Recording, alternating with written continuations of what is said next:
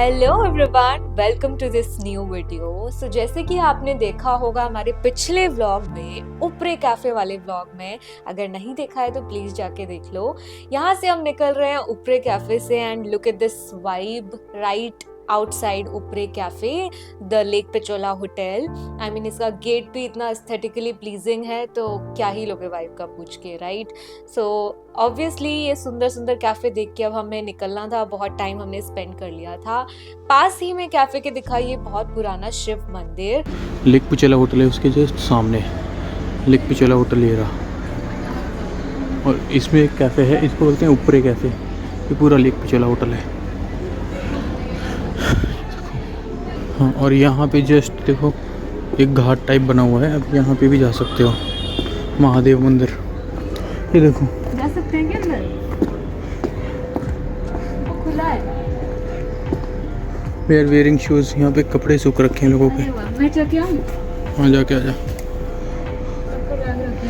She is gone inside the मंदिर।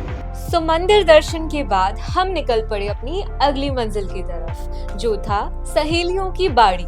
Yes, ये place देखना हमारा रह गया था और अब निकल गए थे हम सहेलियों की बाड़ी की तरफ। रास्ते में हमें दूर से फतेह सागर झील दिखाई थी, चमकते हुए पानी पर पड़ती हुई धूप और झील के आसपास की पहाड़ियां। सब कुछ बहुत खूबसूरत लग रहा था कि बस यहीं रुक जाने का मन कर रहा हो। झील के बाद रास्ता घर घर के बीच छोटी छोटी गलियों से होकर गुजरने लगा।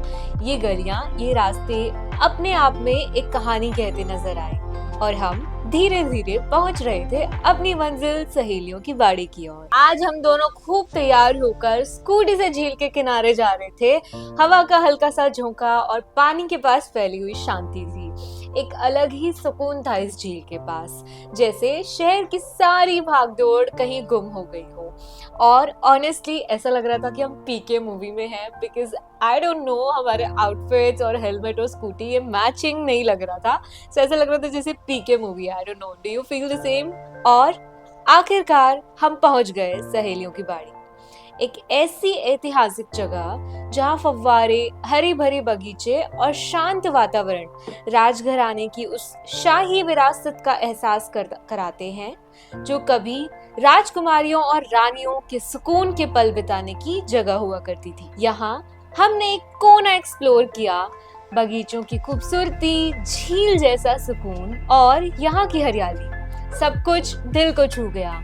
और इन पलों को हमने हमेशा के लिए अपने कैमरे में कैद कर लिया। उदयपुर, झीलों का शहर, और इन्हीं झीलों के बीच छुपा हुआ है एक नगीना, सहेलियों की बाड़ी। सिर्फ एक गार्डन नहीं, बल्कि रजवाड़ों की याद, प्यार और अपनापन से बनी हुई एक दुनिया। कहानी शुरू होती है 18वीं सदी में। मेवाड़ के राजा महाराणा संग्राम सिंह द्वितीय ने अपनी रानी और उनकी सखियों के लिए एक ऐसी जगह बनानी चाहिए जहां वे महल की औपचारिकता से दूर हंस बात कर सकें, टहल सकें, बारिश की फुवारों को महसूस कर सकें, और बस यहीं से जन्म हुआ सहेलियों की बाड़ी का। कहते हैं यहाँ 48 राजसी सहेलियां रानी के साथ आती थी। यह बाड़ी सिर्फ आराम करने की जगह नहीं थी, यह थी दोस्ती, अपनापन और रानी की मुस्कुराहटों का आशियाना। सफेद संगमरमर से बने रास्ते, कमल के फूलों से भरे जल कुंड, नाजुक नक्काशीदार छतरियां और चारों ओर फैला हरियाली का समुद्र। हर एक पत्थर, हर एक पेड़ अपनी एक कहानी सुनाता है। आप सोच रहे होंगे उस जमाने में बिजली नहीं थी तो फिर ये फव्वारे कैसे चलते थे? इन फव्वारों के पीछे है राजसी इंजीनियरिंग का कमाल। उदयपुर की ऊंचाई पर स्थित झीलों, खासकर फतेह सागर लेक से पानी लाया जाता था। ऊंचाई से नीचे की ओर पानी का बहाव अपने आप प्रेशर बनाता था और उसी प्राकृतिक प्रेशर से ये फव्वारे भी बिना किसी मशीन, बिना किसी मोटर, खामोशी से लगातार चलते रहे। सोचिए, सदियों पहले बनाई गई यह तकनीक आज भी उतनी ही खूबसूरत और प्रभावी है। जब बादल छाते हैं, हल्की बारिश होती है और फुव्वारे की बूंदें हवा में नाचती हैं, ऐसा लगता है जैसे समय ठहर चुका हो और आप किसी राजसी युग में पहुंच गए हों। यह सिर्फ एक गार्डन नहीं, यह उन पलों की याद है जहां रानी और उनकी सहेलियां हंसी बातें, दोस्ती और सुकून के साथ जिंदगी के छोटे मोटे लम्हे जीती थी।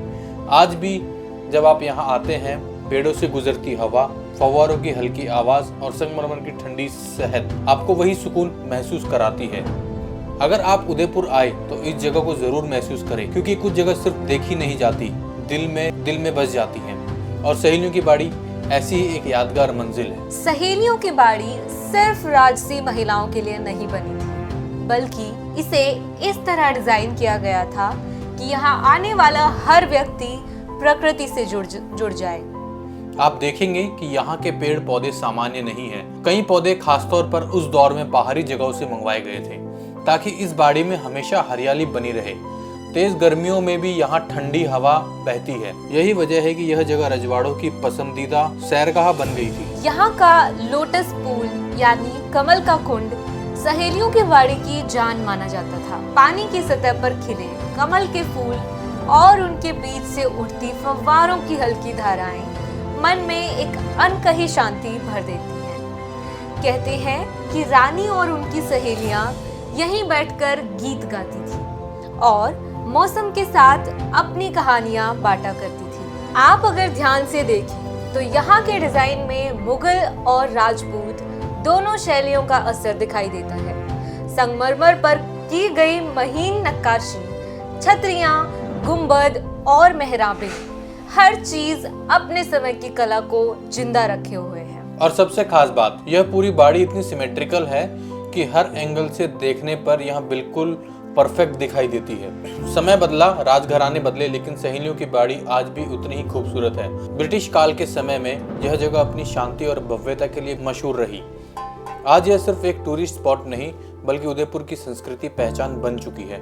बाड़ी के अंदर एक छोटा सा म्यूजियम भी है, जहां पुराने समय की तस्वीरें और कलाकृति रखी गई हैं। इसके जरिए हमें पता चला है कि उस दौर में राजघरानों का जीवन कितना सादगी भरा और फिर भी कितना शाही था। शाम होते होते जब सूरज की सुनहरी रोशनी फव्वारों पर गिरती है तो ऐसा लगता है जैसे इतिहास फिर से जीवित हो उठा हो। सहेलियों की बाड़ी सिर्फ पत्थरों, पानी और पेड़ों का मेल नहीं, यह है दोस्ती की याद, प्रेम की निशानी और उस दौर की खूबसूरत जीवन शैली का आईना। और शायद इसीलिए जो भी यहाँ आता है अपने साथ कुछ न कुछ एहसास जरूर लेके जाता है। सो ऐसा कुछ था हमारी एनिवर्सरी के दिन का शाम तक का सफर। हमने लास्ट में इस सहेलियों की बाड़ी में कुछ समय बिताया और सीधे वहाँ से हम निकल गए बागोरे की हवेली की तरफ। वहाँ पे हमें अटेंड करना था एक कल्चरल नाइट शो धरोहर, जिसकी टिकट्स के लिए लंबी लाइन में हमें पहले लगना पड़ा एंड हमें टाइम स्लॉट भी डिफरेंट मिला प्रेफरेबल टाइम स्लॉट से।